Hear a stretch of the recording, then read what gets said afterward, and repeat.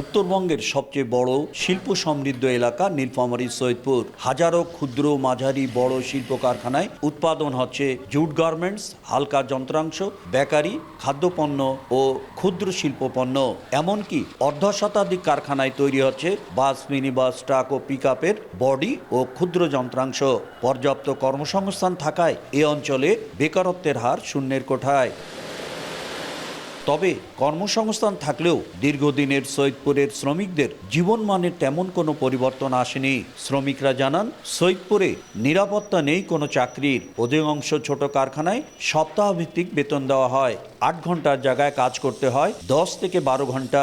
Bonus, overtime বলে কোনো কিছুই নাই। কোনো স্থায়ী নিয়োগপত্র না হয় চাকরিচ্যুত করা হয় মালিকদের ইচ্ছা মতো।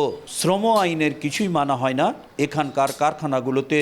আমাদের মে দিবস আমরা মানাই ঠিক আছে, কিন্তু আমাদের দাবি যেগুলো এগুলো তো আমাদের পূরণ হয় না। সকালে 6টা থেকে আসে, রাত 12টা বা 11টা দিকে যেতে হয়। যেটা এক্সট্রা আমরা টাইম ওটা কাজ করি, ওটা বেতন ওটা নির্ধারিত করা নাই। বিকাশে কম খরচে ক্যাশ আউটের লিমিট বেড়ে 50,000। প্রিয় এজেন্টও 2টা।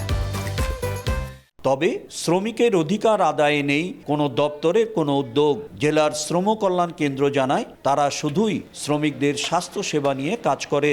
শ্রমিকদের স্থায়ী নিয়োগ, তারপরে তাদের 8 ঘন্টা কাজ করা, এগুলো আমাদের বিভাগীয় পর্যায়ে নিয়ন্ত্রণ করা। সৈয়দপুরের বিভিন্ন সেক্টরে প্রায় 1 লাখ শ্রমিক কাজ করেন।